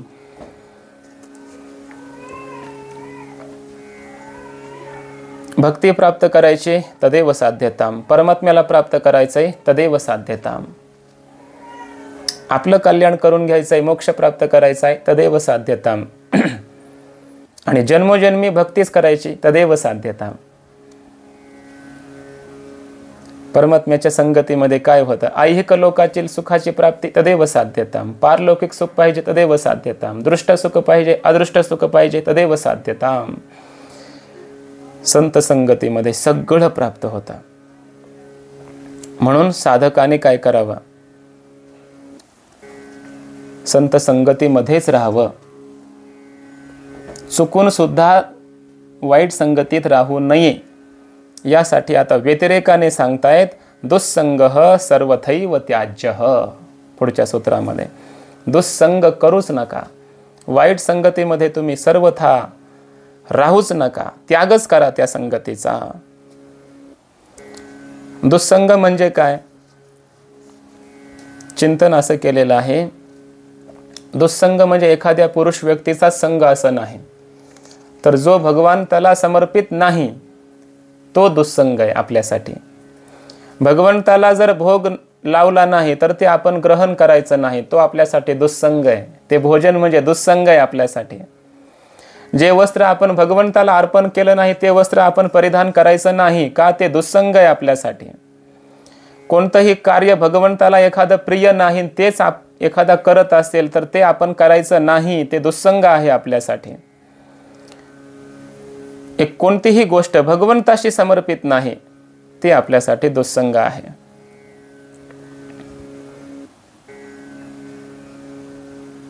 याच्या पुढे चिंतन असं केलेलं आहे की एखादा मोठा सदाचारी आहे, समाधी सिद्ध योगी आहे, श्रेष्ठ उपदेशक तत्वज्ञानी आहे, पंडित विद्वान आहे, पण आपल्या भक्ती भजनामध्ये जर तो आडवा येत असेल आणि भक्ती भजनाचं आपल्या साधनाचं खंडन करत असेल तर त्यांचा संग सुद्धा आपल्यासाठी दुस्संगच आहे. सत्संग म्हणजे काय? की ज्याच्या संगतीमध्ये गेल्याच्या नंतर आपल्या अंतःकरणामध्ये भक्ती वाढते, नामस्मरण वाढायला लागतं, प्रेम वाढायला लागतं, चिंतन वाढायला लागतं. असा संग म्हणजे सत्संग. अशा साधू सज्जनांच्या संगतीमध्ये भक्ताने राहावं, दुस्संगामध्ये कधीही राहू नये. अन्यथा काय होतं? पतन उद्धार संघाचा महिमा त्याजावे अधमा संत सेवी. तुकोबाराय म्हणतात, अधःपतन करायचंय दुस्संग करा, आणि उद्धार करून घ्यायचा आहे तर सत्संग करा. पण पतन आणि उद्धार हा संघाचाच महिमा आहे. त्यामुळे भक्ताला उद्धार करून घ्यायचा आहे, मग दुस्संग हा सर्वथैव त्याज्यः. काय असतं की जसा आपण संग करू तसा रंग चढतो आपल्याला. जैसा करो संग वैसा होवे रंग. तसे विचार आपले व्हायला लागतात. व्यसनी लोकांच्या संगतीमध्ये राहिलं की कधी ना कधी आपणही ते व्यसन करायला लागतो. आणि भजन हरिपाठ चिंतन करणाऱ्यांच्या संगतीमध्ये राहिलं की आपणही हळूहळू हरिपाठ पाठ करायला लागतो. संगतीचा परिणाम आपल्या बुद्धीवर होत असतो, आपल्या विचारावर होत असतो. संगती जरी शारीरिक असली तरी संगती परिणाम करते मनावर. हा संघाचा महिमा आहे. त्यामुळे आपल्या मनामध्ये कसे विचार, कशा भावना, आपली कृती कशी, हे सगळं जर करायचं असेल तर आपली संगती जशी तशी आपले विचार, संगती जशी तशी आपले आचार, संगती जशी तशी आपल्या भावना, तसं आपलं प्रेम, तशी आपली आवड. संगतीवर सगळं अवलंबून आपलं जीवन आहे. आणि मनुष्य हा संगतीशिवाय राहू शकत नाही. घर सोडलं तरी दार आहेच आहे, दार सोडलं तरी समाज कोणीतरी आहे, समाज सोडला तरी अरण्यामध्ये राहावं, अरण्यातले लोक आहेतच. कोणाची तरी संगती आहेच आहे जीवाला. मरेपर्यंत, जन्मापासून मरेपर्यंत संगती सुटणारच नाही. जशा संगतीमध्ये राहू तसे आपले आचार विचार बनत असल्यामुळे ज्याला आपलं कल्याण करून घ्यायची इच्छा आहे त्या साधकाने कधीही दुस्संग करायचा नाही. नाहीतर तुकाराम महाराजांनी सावध केलंय, ढेकणाच्या संगे हिरा जो भंगला, कुसंगे नाडला साधू तैसा. साधू जरी असला तरी कुसंगतीमध्ये गेला की तो भ्रष्ट होऊ शकतो, असा याचा अर्थ आहे. मग काय होतं कुसंगतीमुळे? पुढच्या सूत्रामध्ये सांगतायत, काम क्रोध मोह स्मृती भ्रंश बुद्धी नाश सर्वनाश कारणत्वात् दुस्संग सर्वथैव त्याज्य. का सोडावा दुःसंग? त्याचं कारण असं आहे की तो दुःसंग आपल्या अंतःकरणामध्ये काम, क्रोध, मोह निर्माण करून देतो, म्हणून सोडावा. अजून काय? आपला स्मृतीचा भ्रंश करतो, बुद्धीचा नाश करतो, किंबहुना सर्व नाश करतो आपला. या कारणाने दुःसंग त्याज्यच आहे. आता या संबंधी श्लोक आहे गीतेमध्ये. ध्यायतो विषयान् पुंसः संगस्तेषु उपजायते, संगात संजायते कामः, कामात क्रोधोऽभिजायते, क्रोधात भवति सम्मोहः, सम्मोहात स्मृतिविभ्रमः, स्मृतिभ्रंशात बुद्धिनाशो, बुद्धिनाशात प्रणश्यति. विषयान् ध्यायतः पुंसः, पुंस म्हणजे पुरुष. पुरुषाने जर काय केलं, म्हणजे कोणी मनुष्य विषयाचं ध्यान केलं की अंतःकरणामध्ये त्या विषयाच्या संबंधाने आसक्ती निर्माण होते. आसक्ती निर्माण झाली की ती वस्तू प्राप्त करण्याची कामना निर्माण होते. कामना पूर्ण होण्यामध्ये काही बाधा निर्माण झाली, अडथळा आला की क्रोध निर्माण होतो. क्रोध निर्माण झाला की आपल्या चित्ताला मोह पडतो, चित्त मोहित होतं, जडतेच्या अवस्थेमध्ये जातं, अविवेक निर्माण होतो अंतःकरणामध्ये क्रोधामुळे. आणि चित्तामध्ये मोह, अविवेक निर्माण झाला की स्मृती राहत नाही. म्हणजे शास्त्र काय सांगतं, संत महात्मे कसं वागावं हे सांगतात, काही स्मरण राहत नाही. आणि स्मृतीच राहिली नाही तर मग सदसद विवेक करणारी बुद्धी नष्ट होऊन जाते. आणि बुद्धीचा नाश झाला की त्याला सर्वनाश म्हटलं जातं. तोच पुरुषाचा काय आहे? विप्रनाश आहे. जसा संग करू तशा प्रकारचं चिंतन घडतं. दुःसंगाने वाईट चिंतन घडतं, विपरीत चिंतन घडतं. म्हणून दुःसंग हा सर्वथैव त्याज्यः, असा याचा अर्थ आहे. म्हणून दुःसंगाचा त्यागच करावा. आणखी काय होतं दुःसंगतीने? तरंगायिता अपि मे संगात समुद्रायंती. सावध केलंय नारद महर्षींनी. आपल्या अंतःकरणामध्ये हे काम, क्रोध, लोभ, मोह हे सगळे जे विकार आहेत हे समुद्राच्या तरंगाप्रमाणे असतात सुरुवातीला. तरंगायिताः अपि इमे नाम काम क्रोधादे विकाराः. हे तरंगायिताः, तरंगासारखे जरी असले तरी दुःसंगामध्ये गेलो की समुद्रायंती. त्या संगतीमुळे समुद्राचा आकार होतो त्यांना. समुद्रा एवढे व्यापक होतात, मोठे होतात. कोण? हे काम क्रोधादी विकार. मग काय असतं? मनुष्य पहिल्यांदा काय म्हणतो? एखाद्याकडे बघितलं तर काय अडचण आहे, माझ्या मनात तर काही वाईट नाही ना, असं म्हणतो. मग काय डोळे झाकून चालायचं का? डोळ्यांना पट्टी बांधून चालायचं? बघायला काय अडचण आहे एखाद्या व्यक्ती वस्तूकडं, असं म्हणतो पहिल्यांदा. नेत्राला मोकळं सोडलं. झालं असं काय? त्याच्या मनात दुसरा विचार येतो की दोन गोष्टी बोलल्या तर काय फरक पडणार आहे? बोलायचं आहेस तर फक्त, त्यात काय दोष आहे? नाहीतरी काय, एकमेकाला बोललं बसलं पाहिजे, ही शिष्टता आहे. नंतर मनात त्याच्यात यायला लागतं, थोडासा स्पर्श केला तर काय अडचण आहे?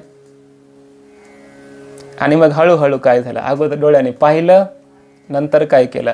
त्याच्याशी बोलायला लागला, चर्चा झाली, थोडासा स्पर्श झाला आणि स्पर्शानेच पुन्हा सर्वनाश झाला. तिथून पुढं अनर्थ त्याचा सुरू झाला. असं वाढत राहतो अनर्थ हळूहळू. मग थोडासा विकार अंतःकरणात अगोदर असतो, पण दुःसंगामुळे असे विकार हळूहळू वाढत जातात आणि त्याचा पुन्हा नाश होतो. अधपतन त्याचं होत असतं. म्हणून काय करावं? तरंगा एवढा सुद्धा विकार अंतःकरणामध्ये जेणेकरून निर्माणच होणार नाही, अशा संगतीत राहा. दुःसंगतीत राहाल तर तरंगच समुद्र कधी होऊन जाईल सांगता येणार नाही. माऊलींनी असं वर्णन केलंय, हे ज्ञाननिधीचे भुजंग, विषयदरीचे वाघ, भजन मार्गीचे मांग मारकजे. हे काम क्रोधादी विकार अत्यंत वाईट आहेत. काय करावं लागतं? या विकारांना उत्पन्न होऊच द्यायचं नसेल तर दुःसंगतीत राहू नका. कुठं राहा? सत्संगतीमध्ये राहा आणि चिंतन सतत परमात्म्याचं करीत राहा. आसुप्ते रामृते हे कालम नयेद वेदांत चिंतया, दद्यान्नाव सरम किंचित कामादी नाम मनागपी. या काम क्रोधादी विकारांना तुम्ही अवसरच देऊ नका, वेळच देऊ नका. चिंतन करीत राहा परमात्म्याचं. आणि त्यासाठी मग काय? सत्संग आहे. दुःसंग हा त्याज्य हा. हे तर अवघडच गोष्ट झाली. मग दुःसंगाचा पूर्ण त्याग, सत्संगामध्येच राहायचं. बरं, सत्संग दुर्लभ आहे, अवघडच आहे ना. पुन्हा संत महात्मे आहेत हे कळणं कठीण आहे. आणि दुःसंग सुलभ आहे तर तिथं राहायचं नाही म्हणता. सत्संग दुर्लभ आहे, तिथं राहायचं आहे. याचा अर्थ या माया नदीतून तरणं कठीणच झालं. संसार सागर पार करून जाणं जरा कठीणच झालं. म्हणून एका साधकाने प्रश्न विचारलाय नारदांना, कस्तरती कस्तरती माया. या माया नदीतून कोण तरुण जातं? या माया नदीतून कोण तरुण जातं? आता मग नारदांनी त्याची बरीचशी उत्तरं दिलीत. बघा, प्रश्न का निर्माण झाला? कारण दैवी हेशा गुणमयी मम माया दुरत्यया. भगवंताची असणारी ही दैवी माया अत्यंत कठीण आहे तरुण जायला. करिता विचार तो हा दृढ संसार ब्रह्मादिका पार नुल्लंघवे सामर्थ्ये. ब्रह्मादिक सुद्धा तरुण जात नाहीत या नदीतून. इतका कठीण आहे हा संसार सागर, माया सागर. या मायेतून कोण तरुण जातं? कोण तरुण जातं? अवघड आहे ही माया. उत्तर दिलेत बघा. यह संगांस त्यजती, पहिलं उत्तर. यो महानुभावम सेवते, दुसरं उत्तर. निर्ममो भवती, तिसरं उत्तर. 3 उत्तरं या सूत्रामध्ये दिलीत. जो संगाचा त्याग करतो म्हणजे आसक्ती पूर्णपणे विषयाची सोडून देतो, सतरती, तो तरुण जातो. 2, अजून कोण? जो महापुरुषांच्या संगतीमध्ये राहतो तो. अजून कोण? निर्ममो भवती, जो निर्मम झाला, ममता रहित झाला. कशाविषयी? ममत्व, माझेपणाचा अहंकार राहिला नाही, अभिमान राहिला नाही, तो माया नदी तरुण जातो, असा याचा अर्थ आहे. आसक्तीचा त्याग म्हणजे संगांस त्यजती. आसक्ती निर्माण झाली ना, तो मायेमध्ये गुरफटतो, संसारामध्ये अडकून बसतो, जन्म मरणाला प्राप्त होतो. जन्म घेणे लागे वासनेच्या संगे. वासना म्हणजे आसक्ती, संग. आसक्ती सुटली की माया नदीतून तरुण जाता येतं. महानुभाव म्हणजे काय? जो महान परमात्म्याचा अनुभव ज्यांना प्राप्त आहे ते महानुभाव म्हणजे संत महात्मे, महापुरुष. त्यांच्या संगतीमध्ये गेलं की ते संत महात्मे काय करतात? आपल्याला माया नदीतून तारून नेतात. संतांची संगती मनोमार्ग गती, आकळावा श्रीपती येणे पंथे. संत संगतीमध्ये आपण संसार सागर तरुण जातो. अजून काय? निर्ममो भवती. संसार सागरामध्ये मोह ममता करायची नाही. या संसाराविषयी कोणती वस्तू माझी आहे असं म्हणायचंच नाही, हे देवाचं आहे असं म्हणावं. ममतेतून दूर व्हा, मग आपण तरुण जाऊ शकतो. आता ही 3 मुख्य साधनं आहेत. ही 3 साधनं झाली की पुढची साधनं यायला लागतात. कोणती येतात? यो विविक्त स्थानम सेवते, यो लोकबंधम उन्मूलयती, यो निस्त्रय गुण्यो भवती, योगक्षेमम त्यजती. या सूत्रामध्ये पुन्हा 4 साधनं सांगितलीत. विविक्त स्थानाचं जो सेवन करतो, एकांतामध्ये जो राहतो, तो मायेतून तरुण जातो. लोकव्यवहार, लोकाची बंधनं जो उन्मूलन करतो, सोडून देतो, तो तरुण जातो. जो निस्त्रय गुण्यो भवती, 3 गुणाच्या अतीत होतो, तो माया नदी तरुण जातो. आणि जो योगक्षेमाची चिंता सोडून देतो, तो माया नदीत तरुण जातो. अशी 4 साधनं पुन्हा या सूत्रामध्ये सांगितलेत. आता विविक्त स्थानम सेवते, एकांतामध्ये राहतो, हे इथं सांगितलंय. आणि पाठीमागे सांगितलंय यह संगांस त्यजती. संगाचा त्याग केला की एकांतात राहणं घडतं. इथं म्हटलंय लोकबंधम उन्मूलयती, आणि पाठीमागं म्हटलेलं आहे महानुभावम सेवते. महापुरुषांच्या संगतीमध्ये राहिला की मग लोकबंधाचं उन्मूलन घडतं. संत संगतीमध्ये राहायला लागला की मग काय होतं त्याचं? पारिवारिक ज्या अडचणी असतात, मित्रांचे उत्सव असले, आपल्या नातेवाईकाचा कोणाचा विवाह वगैरे आहे, एखाद्याच्या घरी काही मुलगा मुलगी जन्माला आली, जन्म झाला, किंवा कुठे कोणी मृत्यूला प्राप्त झालं, असे अनेक कारणं असतात की तिथं आपल्याला जावं लागतं. ह्याला म्हणायचं लोकबंधन. हे लोकांचं काय आहे? बंधन आहे. या लोकबंधनाचा त्याग करणं साधकाला अवघड जातं. पण ह्या लोकबंधनाचा त्याग करावा लागतो भक्ताने. मग त्यासाठी काय करावं? संत संगतीमध्ये राहा. महानुभावम सेवते असं झालं की लोकबंधाचं उन्मूलन घडतं. बरं, पाठीमागे म्हटलं होतं निर्ममो भवती, निर्मम झाला की इथं म्हटलंय मग निस्त्रैगुण्यो भवते, 3 गुणाच्या अतीत होतो. आणि मग मागे जे 3 साधनं सांगितली, संघाचा त्याग, महापुरुषाचं संगतीचं सेवन आणि निर्ममता, 3 साधनाने काय घडतं? मग योगक्षेमम त्यजती हे घडतं. योगक्षेमाची चिंता तो करीत नाही, तो विचार करतो. आता बघा, लोकबंधनाचं पालन केलं नाही, एकांतामध्ये राहायला लागला, त्रिगुणातीत झाला, मग त्याचा योगक्षेम कसा होतो? त्याचा व्यवहार कसा चालतो? संसार कसा चालतो? जे काही मिळवायचं आहे ते मिळतं कसं? म्हणजे योग. क्षेम म्हणजे काय? जे मिळालंय ते संरक्षण कसं होतं? तर त्याकरिता भगवंताने मग प्रतिज्ञा केलेली आहे. अनन्याश्चिंतयन्तो माम ये जनाः पर्युपासते तेषां नित्याभियुक्तानां योगक्षेमं वहाम्यहम्. परमात्मा त्यांचा योगक्षेम वाहतो. कसं? ते पाठीमागच्या आपण 2-3 पाठामध्ये पाहिलेलं आहे. सुरुवातीला परमात्मा योगक्षेम स्वतः भक्ताचा वाहतात, म्हणून त्यानं सोडून दिली पूर्ण चिंता योगक्षेमाची. आता हे 4 झाले, मागचे 3, 4 आणि 3 7 साधनं झाली. आणखी 3 साधनं पुढच्या सूत्रामध्ये नारदजी सांगतायत. यह कर्मफलम त्यजती कर्माण्यपि संन्यस्यति ततो निर्द्वंद्वो भवती. जो कर्मफलाचा त्याग करतो, सगळ्या कर्माचा संन्यास घेतो आणि त्यानंतर मग जो निर्द्वंद्व होतो तो मायेतून तरुण जातो, असा याचा अर्थ. कर्म करतो पण कर्मफलाचा त्याग करतो. कर्म सोडत नाही भक्त महात्मा, कर्म तर करतो. कर्मण्येवाधिकार असते कर्मण्येवाधिकार असते, कर्मामध्येच आपला अधिकार आहे, कर्मफलामध्ये नाही. म्हणून कर्मफलाचा त्याग करतो. कर्माण्यपि संन्यस्यति, इथं संन्यास शब्दाचा अर्थ आहे समर्पण. सगळी कर्म परमात्म्याला तो समर्पण करतो. कारण कर्मफलाचा त्याग करतो म्हणजे पाठीमागे कर्म करतो असा अर्थ आहे. मग कर्माचा इथं संन्यास कसं काय सांगितला? पुढे अर्थ लागत नाही. म्हणून भक्तिशास्त्रामध्ये संन्यास शब्दाचा अर्थ आहे समर्पण. कर्म तर करतो पण परमात्म्याला समर्पित करतो. यत् कृतं यत् करिष्यामि तत्सर्वं न मया कृतं त्वया कृतं तत्फलभुक्त्वमेव मधुसूदन. तो भक्त म्हणत असतो की हे भगवंता, जे काही मी आतापर्यंत केलं, जे काही मी पुढे करेल आणि जे काही मी केलं नाही आणि पुढं करील, हे सगळ्या गोष्टी देवा तूच माझ्याकडून करून घेतलास, त्यामुळे तूच केलं, याचं फळही तूच भोग, असा तो भक्त महात्मा बोलत असतो. राजी हे हम उसी में जिसमें तेरी रजा है, असा तो भक्त बोलत असतो. आता तुझं कळेल ते करी, तारीशी तरी तारी मारी, असं परमात्मा सर्व परमात्म्याला समर्पण करतो. त्यामुळे हे 3 साधनं किती झाले? 10.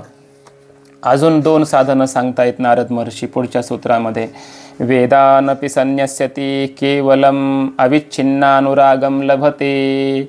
जो वेद विधीचाही त्याग करतो आणि केवळ परमात्म्याच्या विषयी अविच्छिन्न अखंड असं भगवान परमात्म्यावर प्रेम करतो, तो मायेतून तरुण जातो. ही 2 साधनं, 12 साधनं झाली. म्हणजे लोक मागे सांगून गेलेत, लोक वेद व्यापार न्यासहा. वेद व्यापारही तो करीत बसत नाही. वेदाच्या मर्यादा, शास्त्र, विधी, काय शास्त्र सांगतं, काय वेद सांगतो हे बघत बसत नाही. भगवंतावर अविच्छिन्न प्रेम करतो. असा जो भक्त महात्मा आहे त्याला वेदाचं, शास्त्राचं पालन करण्याची सुद्धा गरज नसते. परमात्मा बोलतायत, यदा यमानुगृह्णाति भगवान आत्मभावितः स जहाति मतिम लोके वेदेच परिनिष्ठिताम. परमात्म्याचं चिंतन ध्यान करत करत परमपुरुष भगवान परमात्म्याचा अनुग्रह ज्या भक्ताच्या हृदयामध्ये होतो, तो भक्त महात्मा लोकाचार आणि वैदिक आचारामध्ये पडत नाही. लौकिक वैदिक आचारामध्ये त्याची निष्ठा राहत नाही, असा त्याचा अर्थ असतो. आणि म्हणून लोक व्यापार वेद व्यापाराचा त्याग करणारा आणि परमात्म्याचं अविच्छिन्न प्रेम करणारा जो भक्त महात्मा आहे, असा जर तो असेल तर नारद महर्षी सांगतायत की ही सगळी साधनं करणारा सतरती सतरती सलोकांस तारयती, तो स्वतः या माया नदीतून तरून जातो, तो स्वतः तरून जातो. दोनदा म्हटलं, निश्चितता सिद्ध करण्यासाठी, निश्चयाने तरतो हो तरतोच, निश्चित स्वतः तरून जातो असं सांगण्यासाठी. आणि सलोकांस तारयती, तो इतर लोकांना सुद्धा या माया नदीतून तारून नेतो, असा याचा अर्थ आहे. कसा तरून जातो स्वतः आणि कसा तारून जातो? कारण तो विचार करतो की हा सर्व काय आहे, माया. माया नदी म्हणजे काय? हे माया नाटक आहे सगळं. जसं पाठीमागे आपण चिंतन केलं तर एक दिवस नाटक सुरू आहे, राजा राणी सैनिक वगैरे सगळं. तो विचार करतो हे नाटक आहे. हे नाटकाला निर्माण करणारा सूत्रधार कोण आहे? त्याला भेटलं पाहिजे म्हणतो, कारण त्यानं हे नाटक निर्माण केलंय सगळं. एखादाच विचार करतो असा आणि बाकीचे नाटकातच रमून जातात. तसं हे जगताच्या नाटकात रमलेले सगळे जीव आहेत. एखादा भक्त संत महात्मा सज्जन ह्या नाटकाला निर्माण करणाऱ्या नटधारी परमात्म्याकडे जात असतो. एका राजाला अनेक राण्या होत्या म्हणे. तो राजा गेला विदेशाला आणि तिथून बरेच दिवसांनी त्याने एक पत्र पाठवलं. प्रत्येक राणीला पाठवलं, सांगा तुम्हाला कुणाकुणाला काय काय आणायचं आहे, लिहून पाठवा, मी घेऊन येतो इकडून. त्या प्रत्येक राणीनं जे जे आणायचं आहे ते लिहून पाठवलं, पत्र परत दिलं. आणि सगळ्यात छोटी जी राणी होती त्या छोटी राणीनं पत्र खोललं, पाहिलं आणि त्या पत्रामध्ये परत पाठवताना एवढंच लिहिलं,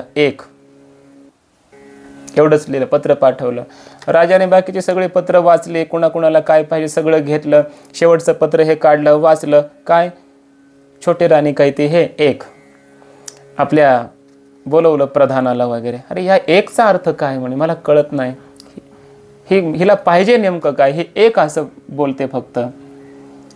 त्या प्रधानाने सांगितलं, महाराज तिची अशी इच्छा आहे की मला काही नकोय, मला फक्त एक तुम्हीच पाहिजे, अशी त्याची इच्छा आहे. राजाला कळालं. राजा आला पुन्हा आपल्या स्वदेशामध्ये.